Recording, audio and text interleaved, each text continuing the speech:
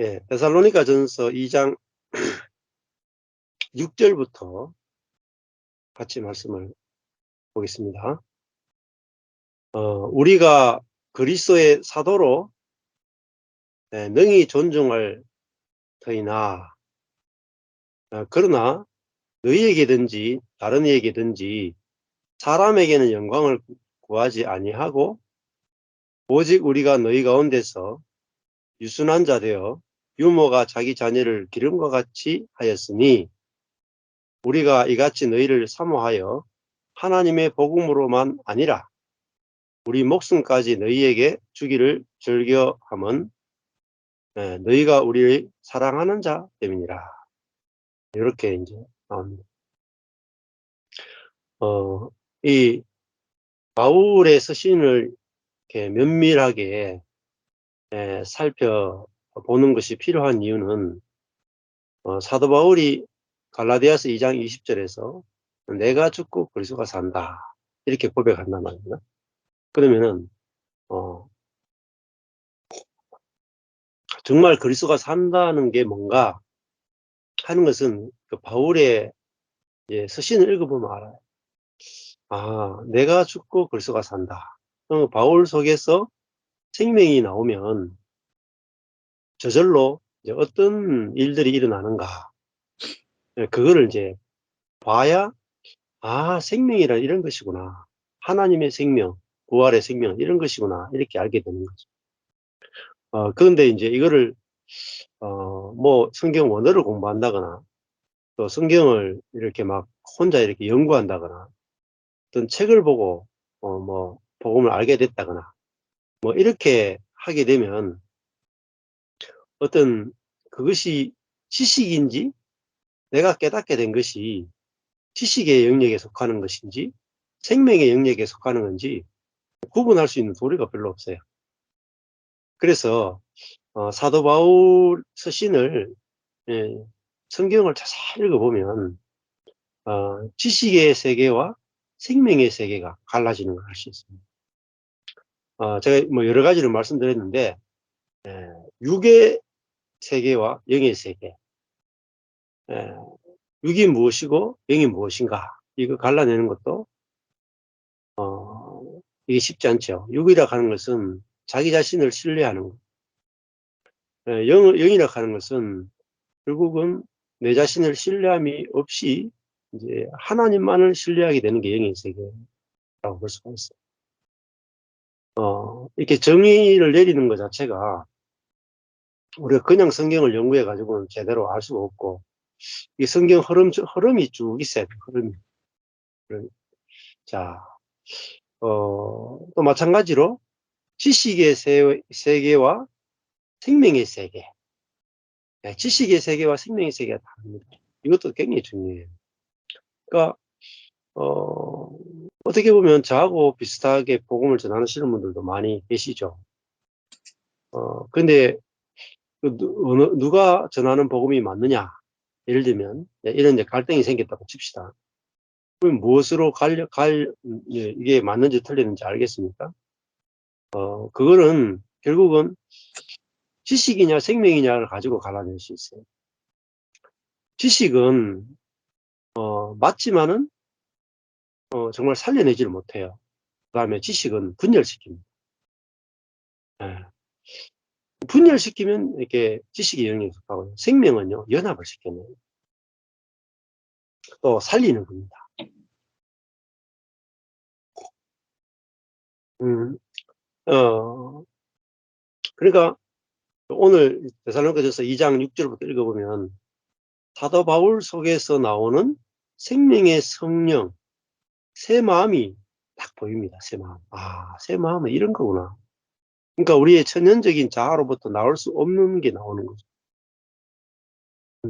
그래서 저는 이제 이 복음을 깨닫게 되면서 내가 죽고 그리스도가 산다. 이 복음을 알게 되고 난 다음이니까 이 사람을 만났는데 사람이 좋아 보인단 말입니다. 예. 사람이 좋아 보이고 그다음에 사람을 만났는데 사람과 이제 교제가 되고 교통이 된다. 근데 십자가의 복음이나 무슨 어떤 복음을 죄사함의 복음이든 아니면은 어떤 뭐 고봉의 복음이건 아주 깊은 복음이건 그 사람을 만났는데 복음은 굉장히 깊은데 그 사람하고 내하고 하나가 안 돼요. 연합이 안 된다. 그러면은 아직 지식이에요, 지식. 그러니까 지식은 교만하게 하고 생명은 겸손하게 하고. 그걸 보면 알 수 있습니다. 왜 그러냐면 지식은 세상을 건축하는 재료가 돼요. 그러니까 지식은 자기가 높아져서 높아지는 세상을 건축하는 재료로 쓰이고, 생명은 너와 내가 같다는 거잖아요. 너와 내가 같으니까 하나님의 나라를 건축하는 재료입니다. 그래서 내가 그리스도의 생명을 경험하게 되고 이 은혜의 생명을 경험하게 되면 내가 다른 사람하고 내하고 건축이 된단 말이에요. 왜냐하면 높낮이가 없단 말이에요. 높낮이. 누가 잘나고 못나고 없고 옳고 그르고 없고 너도 나도 똑같이 은혜로 존재하는 자라. 너도 죽고 나도 죽고 우리 안에 예수 생명이 산다. 이걸로 만나잖아요. 그러니까 너도 없고 나도 없고 예수 생명만 있다. 그러니까 하나죠, 우리가. 또 너도 아무것도 아니고 나도 아무것도 아니니까 이게 건축이 된단 말입니다. 또 선악의 판단이 안 되니까 건축이 되는 거죠. 그래서 사도 바울도 그렇고 사도 바울이 결국은 복음을 전하면서 교회를 건축하는 사람이에요. 요한계시록도 하나님이 새로운 교회, 예, 새 하늘 새 땅을 건축하는 이야기입니다. 그래서 보세요. 건축할 수 있는 사람, 건축이 되는 사람이 새로운 피조물. 건축이 안 되는 사람은 아무리 날고 뛴다 할지라도 옛 피조물. 그게 가장 중요한 그 기준이고 잣대. 그게 어디 나오느냐? 고린도전서 좋습니다. 고린도전서. 그러니까 고린도 교회가 바울파, 아볼로파, 게바파, 그리스도파로 네 개로 쪼개져요. 나쁜 것 때문에 쪼개지는 게 아니라 좋은 것 때문에 쪼개져요. 성경 중심, 선교 중심, 그죠? 전통 중심, 그리스도 중심. 그거를 주장을 하는데 주장하면 주장할수록 쪼개지는 거예요. 나는 그리스도파다. 나는 아볼로파다. 나는 베드로파다. 나는 뭐 아볼로파다. 베드로파다. 그리스도파다. 그러면서 뭐죠? 내가 옳고 내 옳다해서 내가 더 낫다. 그러니까 연합이 안 되는 교회가 분열되는 거예요. 그러니까 그 분열되는 교회에 대해서 사도 바울이 나는 십자가에 못 박히신 그리스도만 자랑하고 알기로 작정했고 나의 약함만을 자랑한다. 약함만. 그 약함을 자랑하는 것이 수준 낮은 것이 아닙니다. 그러니까 약함을 자랑하는 것은 가장 높은 거예요. 그러니까 우리가 하늘에 안침바 되었다 하는 게 완성이죠. 근데 그 완성은 하늘에 안침바 됐다 할 때 굉장히 최고 높아진 거잖아요. 근데 그 하늘에 안침바 됐다는 말은 하늘의 생명으로 통치한다는 거예요. 그 하늘의 생명은 뭐냐면요. 자기를 낮출 수 있는 생명. 그러니까 상대방을 살릴 수 있는 생명. 그러니까 자기의 약함을 가지고 약함을 내놓을 수 있고 그 약함을 가지고 상대방과 하나가 되고 그게 이제 하늘의 생명이 우리 속에 나타나는 거죠. 그래서 제일 중요한 거는 그 있잖아요. 우리 그리스도인인데 홀로 딱 쓰는 게 아니에요. 영적으로 다 성숙해져 가지고 어마어마한 영적인 존재가 돼 가지고 혼자 딱 쓸 수 있는, 교회도 필요 없고 뭐 누구도 필요 없고 홀로 딱 써 가지고 하나님 옆에서 단독자로 써 가지고 넘어지지 않는, 죄짓지 않는 그런 존재가 되는 것이 신앙의 목표가 아닙니다.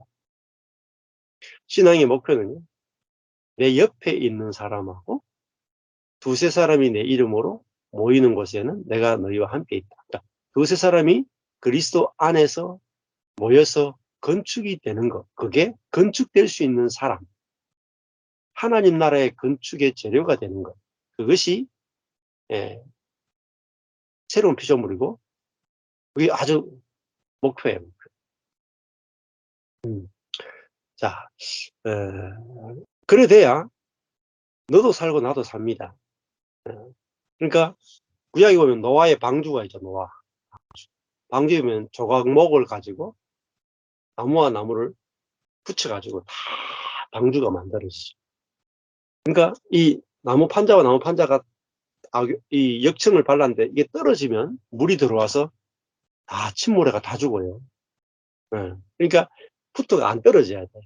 그 안에 물이, 사망이 침범하지 못하는, 그게 교회잖아요. 사망이 침범하면 교회는 침몰해가 죽어요. 그러니까 세상 속에 있는 교회인데 세상의 어떤 것들이 교회 안에 들어오면 교회는 침몰한다. 그러면 세상의 어떤 것이 뭐냐면은 이 연합을 깨는 거예요. 연합을 깨는 어떤 것들이 뭐냐면 세상적인 거예요. 그 단순히 악한 것만이 아니에요. 악한 것도 연합을 깨지만은 선한 것도 연합을 깨는 겁니다. 그래서 이게 너무너무 중요해요. 그래서 저한테 와서도 이렇게 복음을 이렇게 배우고 싶다고 해서 오는 사람도 있고, 어떤 분들은 오는 거는 그렇고 유튜브로만 듣고 내가 복음을 정리해 가지고 내가 한번 잘 살아보겠다, 이런 분도 계세요. 근데 수년을 들어도 안에 막 체험도 되고 평안도 오고 참 좋은데 어느 이상을 못 넘어가요. 왜 그러냐면요, 홀로 있거든요. 내가 홀로 괜찮다 하고 홀로 가 있거든요. 그게 뭐냐면 그 자체가 이미 자아예요. 홀로 있는 게 좋아 보이는 생명, 그게 자아예요. 그게 타락한 생명. 그러니까 첫 번째 창조했을 때 하나님이 모든 걸 창조했는데 딱 나쁜 게 하나 있었죠. 아담이 홀로 독처하는 것이 하나님 보시기 좋지 않아. 그래서 하와를 만들어서 두 사람이 연합하여 하나가 돼야 돼요.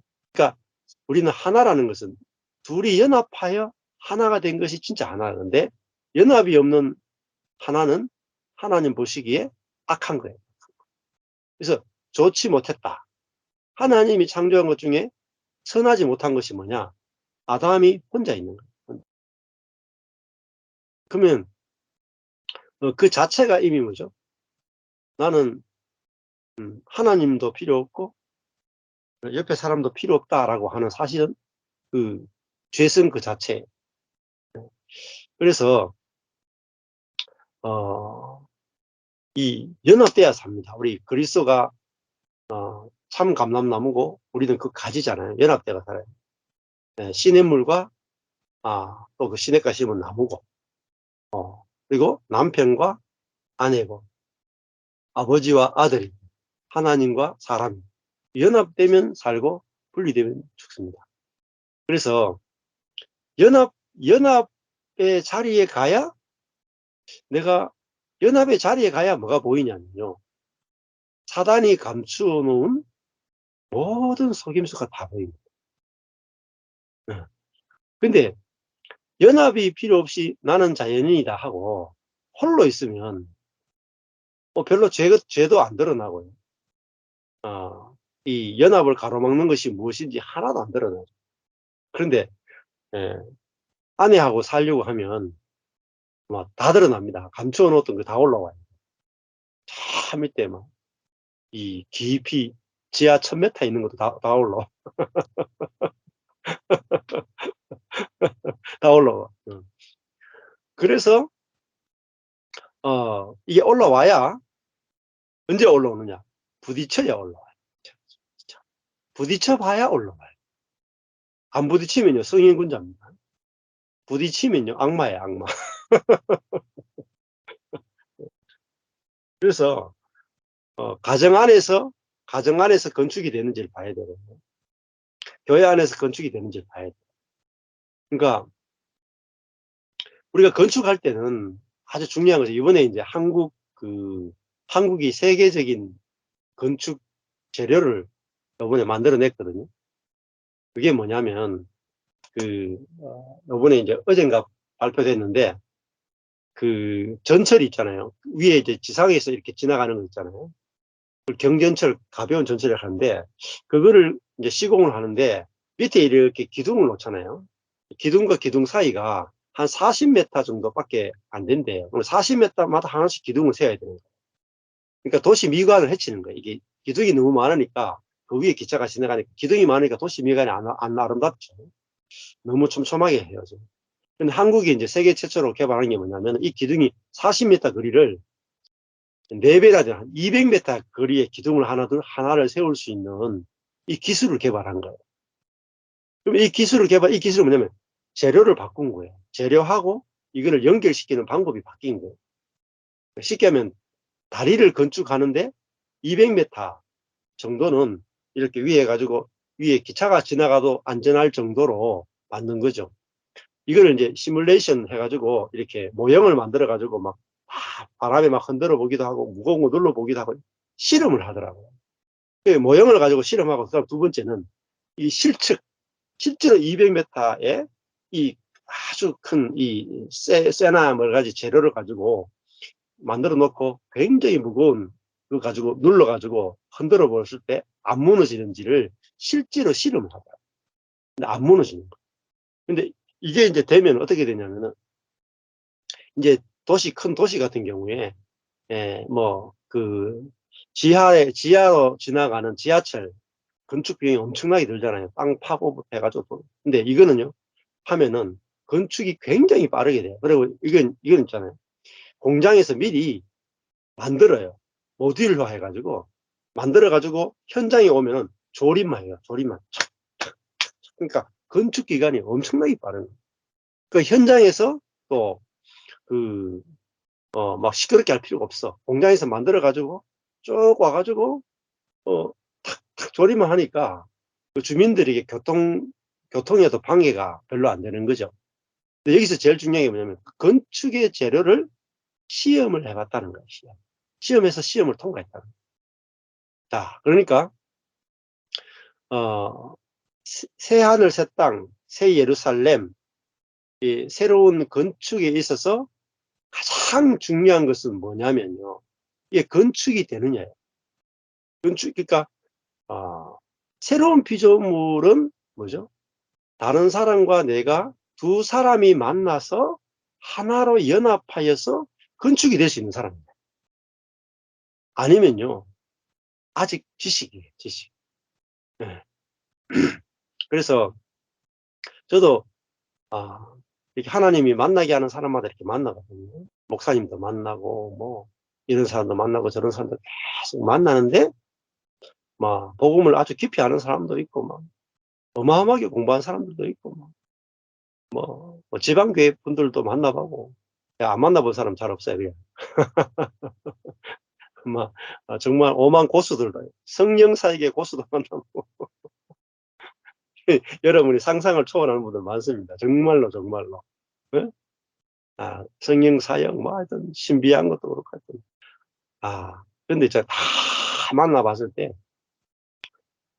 내가 그 사람을 만났는데, 그 사람하고 내하고 교통, 교제, 건축이 안 되죠. 그러면 어린아이. 그래서 영적이지 못한 거예요. 그러니까 고린도전서에 보면은 내가 누군가를 만났는데 그 사람이 아무리 바울 같은 사람이고 아무리 베드로 같은 사람이고 아무리 세계적인 영적인 사람이다. 세계적으로 일어난 사람이다. 그 다음에 세계적인 신학자다. 만났는데 형제 안에서 교통이 안 되면 어린아이. 그게 뭐냐? 고린도전서예요. 고린도전서는 교회 건축의 재료에 대한 테스트예요. 너무너무 중요한 거예요. 그러니까 내가 영적으로 어린아이를 벗어났는지 아닌지는 무엇으로 가려내느냐면 능력으로 가려내는 게 아니고요. 연합할 수 있는지를 가지고 가려내요. 그러니까 내가 연합의 자리에 갔어야 테스트가 되지. 다른 데서는 테스트가 안 돼. 다른 데서는 다 테스트가 안 됩니다. 그러니까 오늘 아까 전에 그 경전철을 만들 때 200m 사이에 두고 다리를 이렇게 기둥만 딱 세워가지고 위에 딱 연결했을 때 전철이 지나가도 무너지지 않는, 그죠? 이게 연합되는 것이 무너지지 않아야 되잖아요. 연합이 끊어지지 않아야 돼요. 마찬가지. 연합이 깨지지 않는, 즉 다른 말 아니에요. 어떤 사건이 터져도 분열되지 않나요? 분열을 이겨낼 수 있느냐, 분열.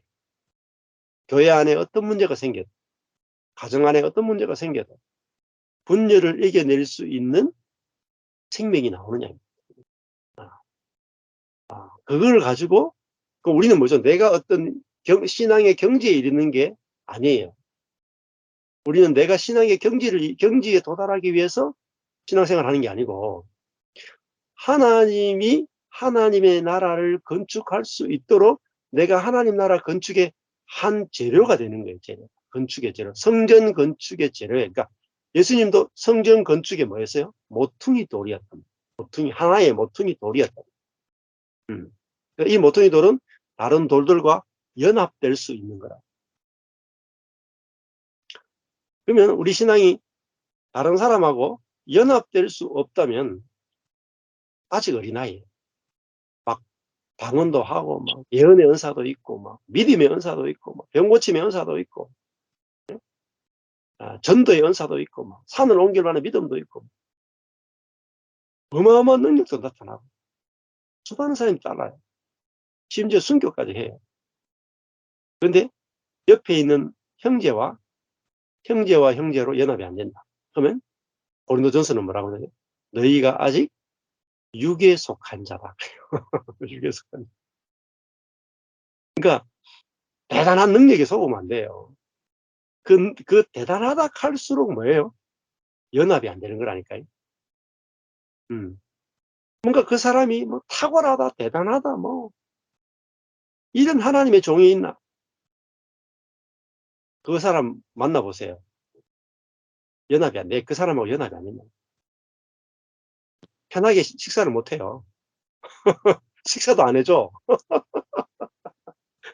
동석이 안 돼, 동석이. 같이 놀 수가 없어. 같이 찜질방에 못 간다니까요. 그러면 어린아이예요. 그러니까 진짜 영적으로 성숙한 건요. 같이 있잖아요. 찜질방 갈 수도 있고요. 같이 당구도 칠 수도 있고 있잖아요. 예, 같이 맥주도 한잔 할 수도 있고. 그러니까 어떤 상황이 있든지 그 사람하고 내하고 그 사람 앞에 있으면 너무 편해야 돼요. 판단하는 것도 없고 정죄하는 것도 없고 내가 벌거벗으나 부끄럽지 않는 그것이 뭐냐면은 진짜 영적인 거예요. 영적인 거 뭐냐면 벌거벗어도 부끄럽지 않은 게 영적인 거예요. 좀 약간 이단으로 들으면 안 됩니다. 진짜로 벌거벗고 하면 안 돼요. 진짜로 막 빨가벗는 동네들이 있어요. 교회사에 보면은 우리 경산 여기 동네도 진짜로 이제 우리가 에덴을 회복하자 해가지고 진짜 빨가벗고 예배드린 예배가 이렇게 예배당이 옛날에 있어요. 교회사도 나와요. 한국 교회사도. 실제로 뭐 육적으로 빨가벗자 뜻이 아니라 이 선이건 악이건 우리 그 사람이 그리스도와 함께 죽었기 때문에 잘나고 못나고도 없고 높고 낮음도 없고 그리스도 안에서 종이나 주인이나 남자나 여자나 이방인이나 유대인이나 차별이 없다면 하나라. 이게 에베소서, 갈라디아서, 로마서 다 그 이야기 하는 거다. 그게 뭐죠? 영적인 거예요. 진짜 영적인 것은요. 높고 낮음이 없는 거예요. 진짜 영적인 것은요. 남자, 여자가 없어요.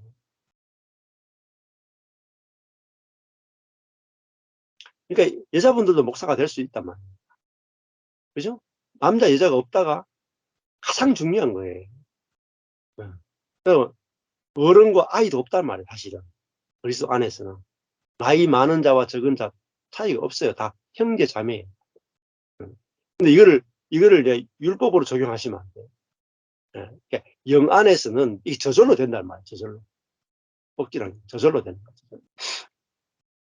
자, 그래서 진짜 영적인 게 뭐냐면, 진짜 영적인 것은, 어, 우리 각자의 육적인, 인간적인, 뭐, 종교적인, 이런 것을 가지고 차별을 만들어내지 않는 거라.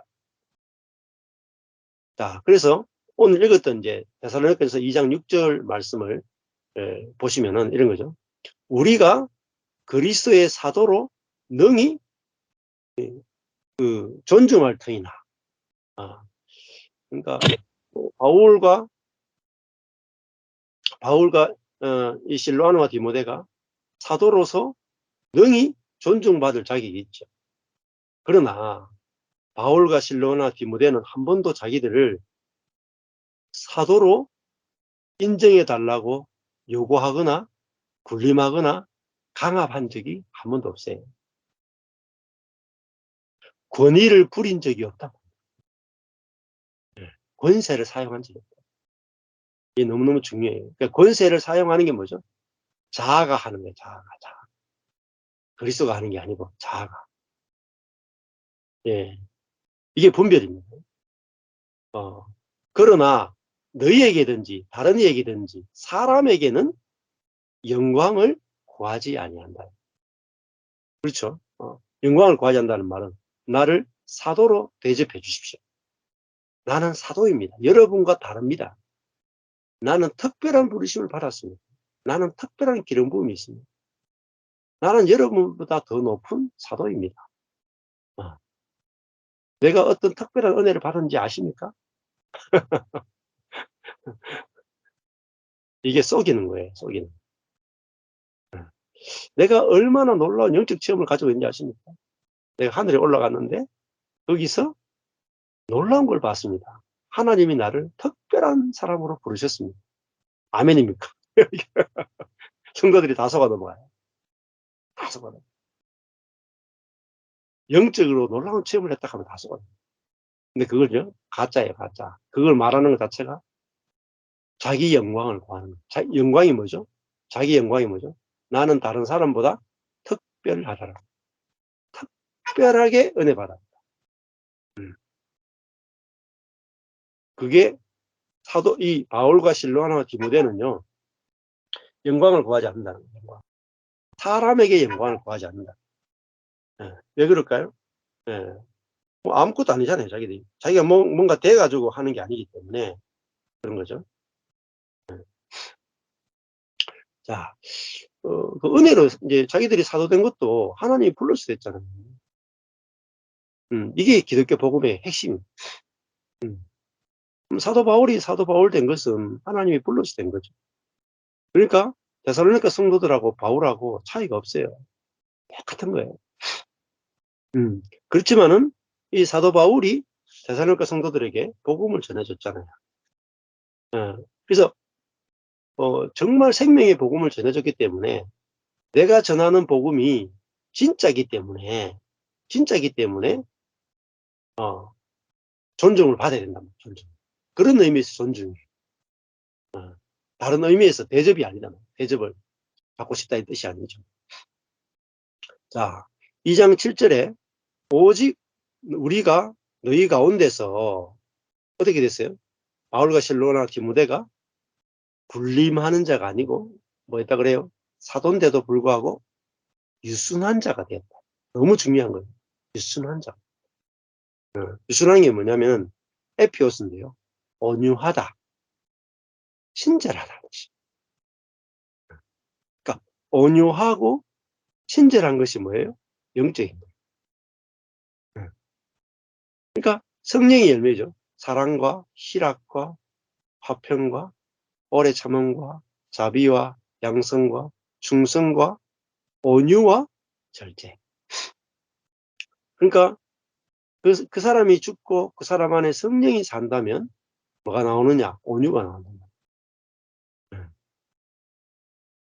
화평이 나온다. 어떤 사람하고 만났는데 선하고 악하고 없이 화평이 이루어지고, 그리고 그 사람 만났는데 친절하고 부드럽고, 그래서 이 사도 바울과 실로나 디모데는 데살로니가 성도들에게 뭐죠? 항상 온유와 친절인, 온유하고 친절한 그리스도의 생명이 나와서 마치 따뜻한 엄마처럼 성도들을 대했단 말이에요. 어머니의 마음처럼 마음이 나왔다, 이렇게 비유를 하면은 바울과 실로나 디모데는요, 만나면 꼭 엄마 같은 사람이에요. 그러니까 뭐예요? 유모가 자기 자녀를 기름과 같이 하였다는 겁니다. 그러니까 엄마가 그 아이를, 응? 기르다 할 때 달포예요. 응, 기르다. 이게 달포가 뭐냐면 따뜻하게 하다, 소중히 여기다는 거예요. 엄마가 자기 자녀를 따뜻하게 하고 소중히 여기다. 응. 그게 바울과 실로나 디모데의 마음. 그러니까 진짜 우리가 그리스도인이라면, 복음을 깨닫고 성령으로 사는 사람이라면 옆에 있는 형제 자매를, 그죠? 따뜻하게 하고 소중하게 여기고, 마치 그 엄마가 어린아이를 대할 때 어떻게 대합니까? 자기 목숨보다도 더 소중하게 여기고, 그 작은 부분 하나하나까지도 다 보살피고 따뜻하게 대하고, 먹이고 보호하고 입히고 씻기고, 예, 위험한 것이면 다 챙기고, 얼마나 따뜻하게 돼. 엄마의 품이 얼마나 부드럽고, 엄마의 품이 가장 우주에서 가장 안전한 곳이죠. 안 그렇습니까? 예. 어릴 때 이제 좀 과격한 엄마 밑에 자란 분들은 좀 안 그럴 수 있지만, 예? 기본적으로 보면은 세상에서 엄마의 품이 왜 좋으냐? 가장 안전해. 가장 우주에서 가장 안전한 곳이 뭐냐? 엄마의 품이. 그러니까 바울은 있잖아요, 가장 안전한 사람이었다는, 가장 안전. 그게 바울에게서 흘러나온 그리스도의 마음이었다. 자, 그러니까 유모가 아이를 기를 때 어떻게 해요? 옳고 그름을 가지고 기르기보다 어떻게 해요? 옳고 그름을 가지고 기르지 않죠. 그건 학교에서 하는 거죠. 학교에서는 옳고 그름을 가르치고, 군대에서는 옳고 그름을 가르치죠. 근데 유모는 옳고 그름을 가르치는 게 아니고 먹이고 입히고 사랑하고 보살피고, 그러니까 은혜를 공급함으로 키우는 거죠. 은혜를 공급함. 이게 유모가 자녀를 기른다는 거예요. 옳고 그름, 율법으로 키우는 게 아니라 살리는 것으로 키운다. 그러니까 얼마나 좋겠어요. 음. 판단 정죄하지 않고 살리는 것으로 양육을 해주니까 얼마나 그 바울과 함께 있는 삶이 행복하겠어요. 엄마랑 같이 있는 것 같다. 2장 8절에 우리가 이같이 너희를 사모하여. 그러니까 보세요. 바울이 데살로니가 성도들을 목사로서 성도들을 신앙으로 가르치고 훈련하고, 여기에 포커스가 있는 게 아니에요. 그게 아니고 성도를 뭐예요? 사모하여. 사모하는 건 뭐죠? 이 그 헬라어로요, 호메이로마이예요. 호메이로마이가 뭐냐면 애정 있는 감정을 가지다. 애정 있는 감정을 가지다. 그러니까 바울은 데살로니가 성도를 볼 때 사랑하는 것밖에 없어요. 유모가 자녀를 어떻게 해요? 오직 사랑하잖아요. 네. 바울과 실로나 디모데는 데살로니가 성도들을 교인으로 생각해서 훈련시키지 않았다. 그게 아니고 사모했다는, 사랑했다는. 네. 그 말은 뭐냐면 그 성도가 존재 그대로 귀중하고, 존재 그대로 사랑스럽고, 존재 그대로 의롭고, 존재 그대로 거룩하고, 존재 그대로 영광스러운 존재로 하나님이 그렇게 만드셨잖아요. 의롭고 거룩하고 영광스러운 존재로 하나님 만드셨기 때문에 하나님 만드신 그 의롭고 거룩하고 영광스러운 존재로 그들이 보였고 그렇게 대했단 말이에요. 그게 유모가 자기 자녀를 기른 것 같이 하는 거예요.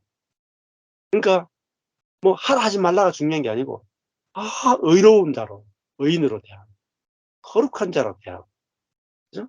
영광스러운 자로 대하고 그러니까 성도들이 얼마나 보고 싶고 좋겠어요. 음. 같이 살고 싶단 말이에요. 우리가 이같이 너희를 사모하여 그다음에 하나님의 복음으로만 아니라 복음만 전하는 게 아니다. 복음 그냥 지식만 전하는 게 아니고 복음의 깊은 어떤 영적인 깊은 그것만 전하는 게 아니고 복음으로만 아니라 뭐가 들어가요?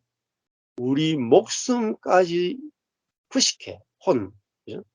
자기의 혼까지도 자기의 전적인 뭐런 목숨까지도 너희에게 주기를 즐겨했다. 좋게 생각했다. 그러니까 자기의 모든 것들을 다 뭐 자존심도 없는 거예요. 자존심도 뭐 혼을 목숨을 주기를 절개한다는 말은 자존심 같은 거 없다는 거예요. 자존심. 이 데살로니가 성도를 살리기 위하면 살리는 것이라면 자기가 낮아져도 괜찮은 자기가 누명을 써도 괜찮은 자기가 굶어도 괜찮은 사례비를 못 받아도 괜찮은 선교비를 못 받아도 괜찮은 오직 데살로니가 성도들이 하나님의 은혜와 생명 안에서 누리고 살고 하나님의 나라로 건축되기 원하는 거예요.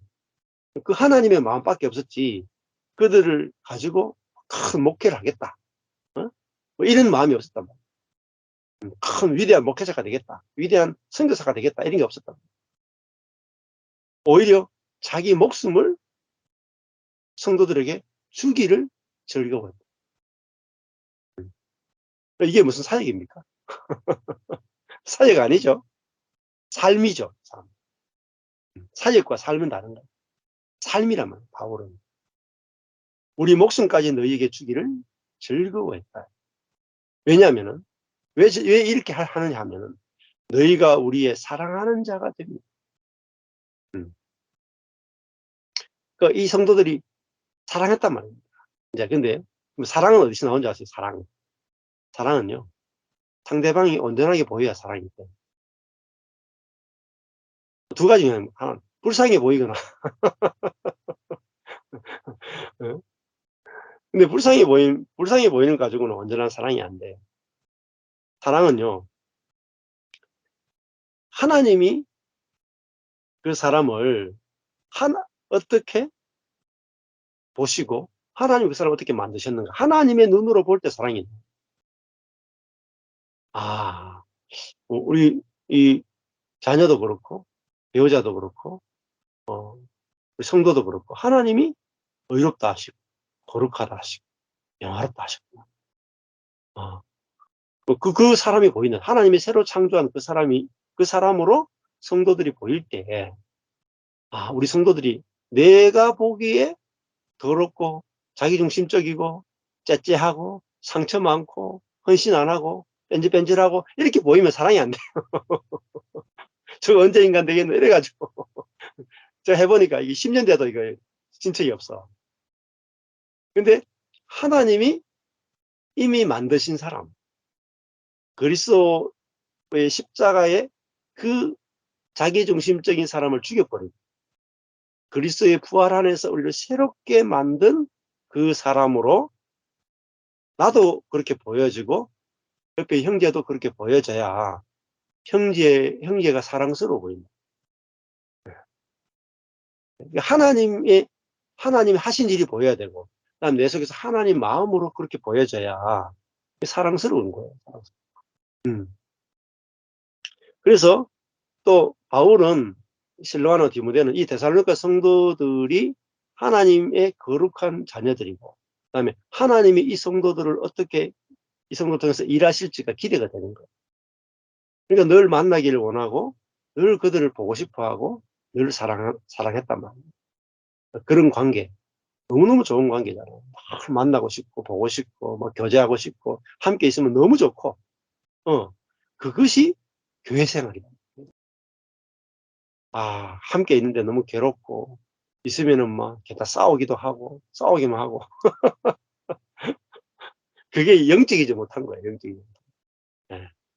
영적인 것은 함께 있을수록 좋은 거예요. 함께 있는데 너무 편해. 판단하고 정죄하는 것이 아니라 저 사람은 자기 목숨까지도 나를 위해서 줄 수 있는 사람이구나. 나도 저 사람을 위해서 목숨까지도 주고 싶다. 그런 마음이 내가 만들어내는 게 아니라 그 안에 그리스도의 마음에서 이렇게 계속 자라고 나와야 돼요. 그러면요, 사람을 보는 게 점점 재밌어집니다. 기대가 되어지고, 보고 싶고, 볼수록 더 좋고. 예, 예. 그러면 쉽잖아요. 교회 생활이 내가 뭐 성도를 볼 때, 내가 사랑스러워 보이면 끝나는 거 아닙니까? 예? 저는 지금 목회할 생각은 없어요. 그래서 성도를 볼 때, 내가 성도가 사랑스러워 보이면 그게 목회예요, 사랑스러워. 안 사랑스러워 보이죠? 그건 목회 아니에요, 그냥. 그냥 그거는 이제 뭐, 컨트리 클럽이나, 동호회나, 클럽이지, 예, 교회가 아니다. 교회는, 아, 너희가 우리의 사랑하는 자들입니다. 사랑하는 자. 그래서 형제와 연합하여 동거하는 것이 어찌 그리 선하고 아름다운가. 그래서 그냥 소원이 이거 딱 되는 거예요. 나는 평생 형제들하고 함께 살고 싶다. 이게 형제들과 함께 연합하여 동거하는 것이 이게 바로 영생이고 이게 바로 천국이구나. 그러니까 이 땅에서 천국이 임했구나. 이 땅에 천국이 임했다는 걸 어디서 봐야 돼요? 교회 안에서. 교회 안에 형제와 형제의 관계 안에서 하나님의 나라가 임했구나. 이렇게 되는. 나는 우리 마누라랑 우리 자식들이랑 우리 형제 자매들이랑 영원히 살고 싶다. 영원히. 영원히 같이 살고 싶다. 이게 천국이 임한 거. 근데 야, 앞으로 같이 살 날을 생각하니까 깜깜하다. 어, 네? 빨리 내가 교회 은퇴해야지. 저 인간들하고 조금 더 있다가는 내가 병 걸리겠다. 이러면 응? 예. 유독 물질 그 생각합니다. 저도 이제 이 복음을 이제 만나고 나니까 이제 형제 자매들이 좋더라고요. 내 속에서 이제 선악의 판단이 현저하게 줄어들고 형제 자매들이 사랑스러워 보이고 해서 그전에는 뭐 헌신해서 11조 해서 순종해서 교회를 사랑해서 좀 이뻐 보였거든요. 근데 이제 그건 다 지나가고 조건적인 거 지나가고 그냥 우리 성도니까 사람이니까 좋아 보이고 사랑스러워 보이고 이미 거룩하니 이미 의로우니까 이미 영광스러우니까 그래서 사랑스러워 보이고 좋아 보이는 거예요. 그러니까 뭐 제가 편하죠 뭐. 그래서 뭐 주일날도 뭐 갈 때도 전에는 사역하러 간다고 예배 드리러 가자 말씀 전하러 가자 훈련하러 가자 그게 아니고 주일 되면 형제 자매들 보러 가자. 네. 그리고 함께 하나님의 말씀을 함께 나누고 생명을 나누고 교통하고 하나님 하신 일을 서로 기뻐하고 하루 마치 리조트 갔다 오는 기분으로 가는 거예요. 네. 그러니까 교회 생활이 쉽죠. 너무 쉽죠. 뭐 해야 되는 게 없으니까 형제 자매 보러 가는 겁니다. 쉽잖아요. 주일은요 형제 자매들을 보러 가고 하나님을 보러 가는 거예요. 하나님을 만나고 교통하고 일하러 가는 게 아니에요. 자, 그래서 이게 이제 건축이죠, 건축. 이제 바울과 데살로니가 교회는 건축이 된다. 하나로 서로 사랑하는 자 됩니다. 건축이 되는. 그러니까 형제와 형제가 이렇게 만나서 이 건축이 돼 그 안에 뭐죠? 하나님의 생명이 흐른다. 생명. 분열되면요. 하나님 생명이 안 흘러요. 네, 서로 안에, 관계 안에 하나님의 생명의 강이 흐른다. 생명의 강이 흐르면 거기서 많은 생명의 나무가 열리고 그걸 보고 사람들이 몰려오는 거예요. 그러니까 교회 하나가 사실은 제대로 딱 건축이 되면 많은 사람들이 오게 돼 있어요. 근데 우리가 손을 대지 않고 오직 복음을 전하는 것으로 하나님이 교회를 정말 복음 안에서 노력이 아니라 이미 이루어진 것 안에서 서로가 건축이 딱 짜맞춰질 때 정말 하늘에 속한 교회로 영광이 드러날 때 많은 사람들이 몰려오게 돼 있어요. 저절로. 그것이 구약에 보면 이방의 빛이다. 이스라엘은 이방의 빛이다. 신약에 보면은 하나님의 나라는 언덕 위의 마을은 숨기지 못한다. 너희는 세상의 빛이다. 너희는 세상의 소금이다. 이렇게 합니다. 그러니까 이미 세상의 빛이고 이미 세상의 소금이에요. 되려고 하는 게 아니라 하나님 우리를 이미 세상과 완전히 어둠의 세상과 완전히 다른 빛으로 만드셨고 부패한 세상과 다른 소금으로 만드셨구나. 그게 보여지면 교회만 딱 건축되면 사람도 오게 돼 있어요. 저절로. 네. 자, 2장 9절에 보면 형제들아 우리의 수고와 애쓴 것을 너희가 기억하리니 수고라는 건 뭐냐면은 고통이에요. 우리의 코퍼스, 매질, 고된 일, 고통. 그리고 애쓴 것은 이게 모크도스인데요. 노역, 노고라는 뜻입니다. 그러니까 데살로니가 성도들이 복음을 받아들이고 복음을 경험하고 복음 안에서 생명이 자라는 것을 위해서 바울과 실로아나 디모데가 그죠? 대신 고통을 당하고 대신 노고를 했단 말이에요. 그러니까 단순히 복음만 전하고 군림하고 명령하는 것이 아니라 그들을 위해서 목숨까지도 내어주고 수고하고 애쓴 것들이 다 했다. 그래서 사도 바울이 그리스도의 주 되신 것과 우리의 종된 것을 전한다. 이렇게 항상 바울은 복음을 전할 때 두 가지를 같이 합니다. 그리스도가 주 되신 것과 우리가 너희의 종된 것을 전한다. 그렇게 실제로 살았단 말이에요. 근데 그것을 데살로니가 성도들이 기억할 거단 말이에요. 보여줬단 말이에요. 그러면은 데살로니가 성도들도 뭐 하겠어요? 복음을 전할 때 자기가 받은 대로 전하는 거예요. 그리스도가 우리의 주 되신 것과 그리고 우리가 너희의 종이 됐다를 함께 전하게 되는 거죠. 그럴 때 복음이 딴 것까지 전도되는 거죠.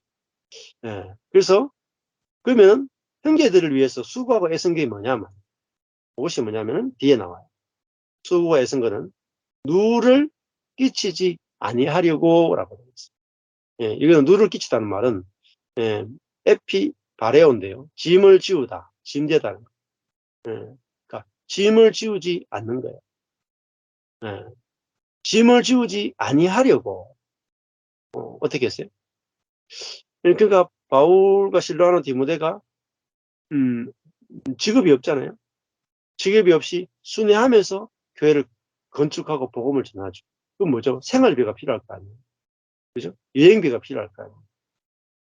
그러니까 자기들이 데살로니가 교회를 건축하면은 그들에게 헌금하라. 우리의 사역비를 감당하라. 여러분이 당연히 감당해야 되지 않겠느냐. 우리가 여러분을 구원했으니까 당연히 여러분은 헌금을 해야 되고 우리의 사역비를 감당해야 된다. 이렇게 요구하지 않았다는 거예요. 강요하지 않았다는 거예요. 자유를 줬단 말이에요. 심지어 헌금 안 해도 되는 자유. 그 자유를 준 게 뭐죠? 그럼 자유를 주면은 바울과 실로아나 디모데는 목숨까지도 내놔야 되는 거예요. 그렇잖아요. 자기들은 굶고 헐벗고 가난하고 그래도 괜찮답니다. 여러분이 생명을 경험하고 여러분이 은혜를 경험할 수 있다면은 우리는 짐을 지우지 않게 하기 위해서 어떻게 했냐. 거기 보면은 밤과 낮으로 일하면서 너희에게 하나님의 복음을 전파했다. 헌금을 요구하지 않고 자기들이, 그죠? 텐트 메이킹, 텐트를 천막을 지으면서 자기들이 아르바이트를 해서 돈을 벌어서 자기 생계를, 여행비를, 전도비를 마련하면서 그들에게는 있잖아요, 헌금을 요구하지 않고 그들이 오로지 하나님의 복음을 누리기를 원했다. 진짜 은혜가 뭔지, 모든 것이 진짜로 거저 주어지는 것이라는 것을 경험시키기 위해서 뭐 내놔라 하는 게 없었다. 이게 아주 중요해요. 진짜 복음의 핵심은 은혜거든요. 은혜. 은혜. 제가 거저 주어지는 은혜, 그리고 죄인일 때 죄가 더한 곳에 은혜가 더하다는 그 은혜를 제가 경험해 보니까, 우리 은혜를 잘 경험 못하는 우리 성도들을 볼 때 정말 제 마음속에 그런 게 나와요. 야, 우리 성도들이, 응? 아무도 정말 헌금 안 했으면 좋겠단 말이야. 아무도 헌금 안 했으면 좋겠다. 그리고 오로지 교회 와가지고 아무것도 안 되고 그냥 하나님이 거저 주시는 은혜를 받아만 갔으면 좋겠다. 그래서 형제 자매들이 진짜 내가 아무것도 안 했는데, 하나님은 헌금 1원도 안 했는데 하나님이 계속 먹을 것, 입을 것 모든 것을 공급하시는, 거저 주시는 은혜를 알고 경험하면 좋겠다. 그 마음이 간절한. 왜냐하면 교회가 헌금으로 유지되는 것보다 성도들이 진짜 거저 주시는 은혜의 하나님을 만나는 것이 가장 소중합니다. 근데 사실 그게 경험되고 난 다음에 헌금이 나와요. 네? 그래서 바울은 진짜 복음도 거저 주고, 그죠? 자기 삶도 거저 줬단 말이에요. 굶어가면서. 네? 자기가 돈을 마련하고 사역비를 마련하면서까지 대사로그 성도들에게 선교 헌금을, 봉투나 이 함을 돌리지 않았다. 우리가 이번에 어디 가는데 선교 헌금이 필요합니다. 같이 여러분 헌금해 주십시오. 이렇게 하지 않았다. 조금도 누를 끼치지 않으려고 했다. 그게 무슨 마음이에요? 엄마의 마음이에요. 유모. 유모가 자기 자녀를 기름같이. 부모가 애 잘 키워가지고 내가 다 빼먹어야지, 이런 게 있어요? 없죠? 예. 부모가 애를 막 어릴 때부터 키우면서 내가 얘를 잘 키워가지고 나중에 직장 가지면은 얘가 버는 돈 다 내 거야, 투자하는 게 있나요? 없잖아요. 그냥 주고 다 주고 죽는 거예요. 그게 엄마의 마음. 그게 바울 안에 있는 성령의 마음. 바울의 마음이 아니고 바울 안에 있는 성령의 마음. 성령의 마음은 뭐죠? 하나님의 마음이다. 목숨까지도 주고 싶은, 뭔가 영광을 구하고 돌려받기를 원하고 그래서 주는 게 아니라 그냥 다 주고 싶은 거예요. 어디까지? 목숨까지 주고 싶고, 누를 끼치고 싶지 않고, 짐을 지고 싶지 않고, 진짜 진짜 은혜를 경험하는 거예요. 왜냐? 그래야 그들도 다른 사람에게 복음을 전할 때 그렇게 하게 된다. 진짜 은혜를 받아봐야 자기도 바울이 했던 것과, 바울 데살로니가 성도들이 바울로부터 받은 그대로 하게 됩니다. 그러기 위해서 바울은 뭐죠? 쓰고 애쓰고, 그죠? 밤낮으로 일하고 그러면서 복음을 전파하는. 그러니까 복음만 전파한 게 아니라니까. 복음만 전파하는 건 지식이다. 목숨까지 내어줬다니까요. 수고하고 애썼다니까요. 기꺼이 데살로니가 성도들을 위해서 고난받기를 즐겨했다. 이게 뭐냐? 우리 속에 다 있어요, 이게.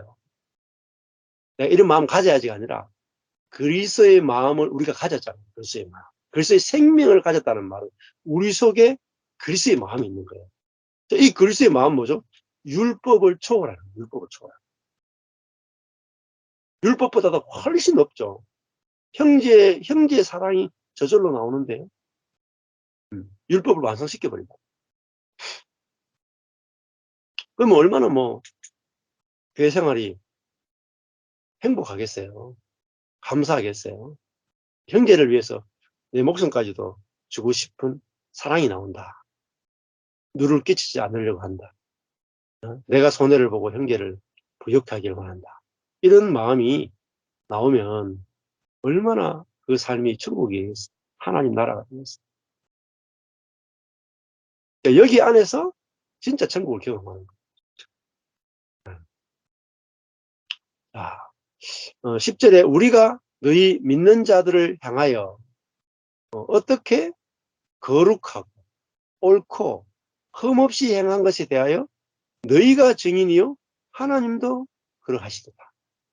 네. 그렇죠? 바울은 복음만 전한 게 아니죠. 네. 거룩이 나왔고요. 그 다음에 옳고 하는 의로운 게 나왔고요. 그 다음에 예, 흠없이 행한 것, 비난할 점 없이 했단 말이에요. 그 말은 죄가 전혀 없었다는 뜻은 아니고 그 관계 안에서 자기중심적인 것을 구하지 않았다는 거예요. 예. 권위를 부리려고 하지 않았다는 거예요. 오히려 상대방 중심적으로 하는 그 성령의 마음이 나왔다는 거예요. 누가 증인이에요? 데살로니가 성도들이 다 봤다는 거예요.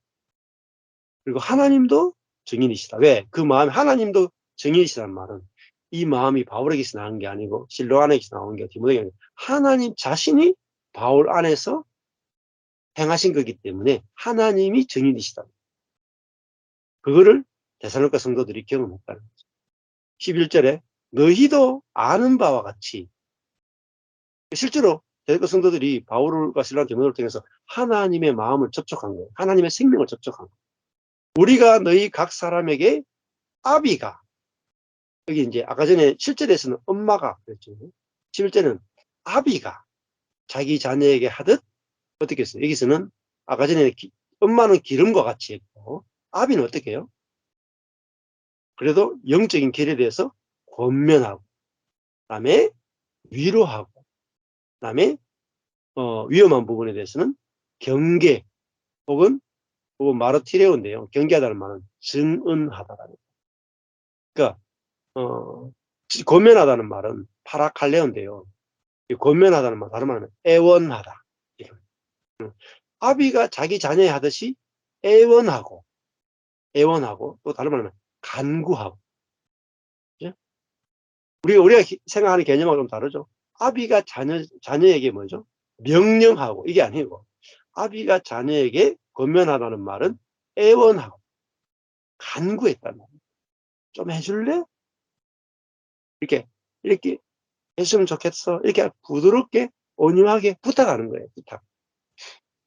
그다음에 위로하고 그다음에 그죠? 증언하는 거예요. 증언은 뭐죠? 하나님에 대해서 증언하는 거예요. 자녀들에게.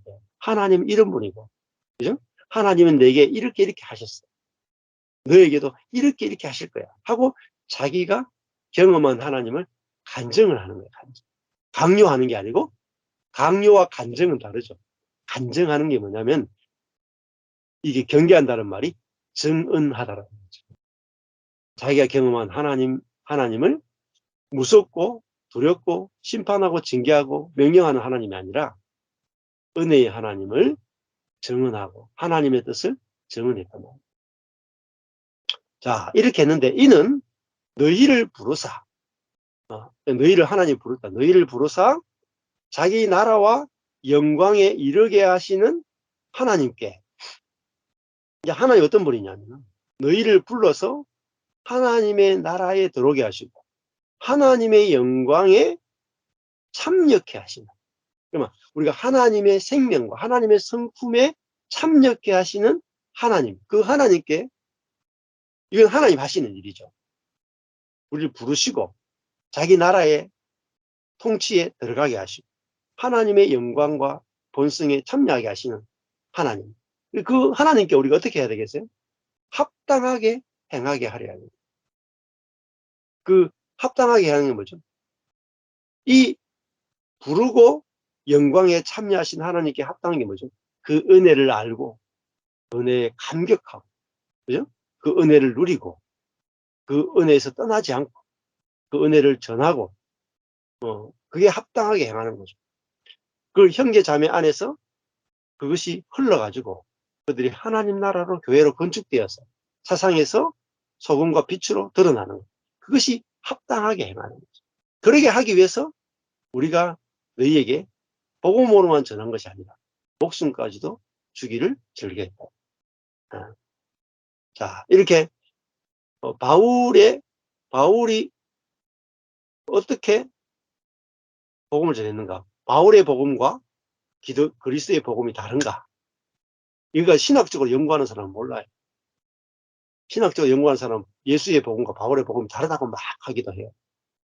요즘 그런 것도 굉장히 많아요. 그런데 바울의 간증과 바울의 편지를 읽어보면은 바울의 모든 고백을 보면 예수님의 마음에 그대로 묻어나요. 예수님이 이 땅에 살 때 모습하고 마음하고 바울의 모습과 마음이 똑같아요. 그러니까 사실 바울이 산 게 아니고 바울 안에 그리스도가 산 거예요. 그러니까 바울 신학이 따로 있는 게 아니에요. 그거는 인본주의자들이 생각하는 거예요. 사실은 바울이 산 게 아니고 바울은 죽고 그리스도가 바울을 통해서 사신 거예요. 이것이 너무너무 중요한 비밀. 예. 그러니까 바울 안에서 뭐죠? 그리스도의 생명이 나타나고 그리스도와 똑같은 삶을 살게 돼요. 근데 그것이죠. 우리도 똑같아요. 우리도 그 바울과 똑같이 나는 죽고 그리스도가 사는 존재라. 그렇기 때문에 우리 속에서 바울이 살았던 삶이 바울의 마음이 그대로 나와요. 복음을 제대로 알면. 바울의 삶이 그대로 경험된다. 왜?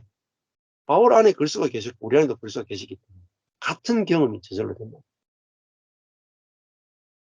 자, 오늘은 여기까지 하겠습니다. 네.